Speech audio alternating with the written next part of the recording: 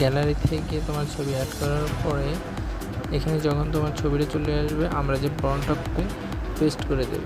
Paste করে দেওয়ার পরে এখানে একটু স্ক্রল করলে নিচে নামলে দেখতে পারবা যে ইউর নেমের জায়গায় তোমার যে নাম আছে সেই নামটা দিয়ে দেবে।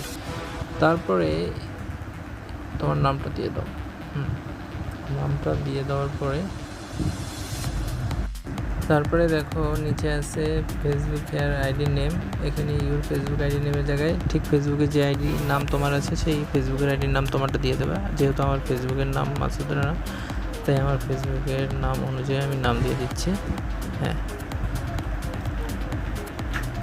নাম কমপ্লিট হওয়ার পরে এখানে যে অ্যারো চিহ্নটা আছে অ্যারো চিহ্নের বাটনটা চেপে দেবো, তখন এই ফর্মটা যে জিপি তোমাকে রেডি করে দেবে।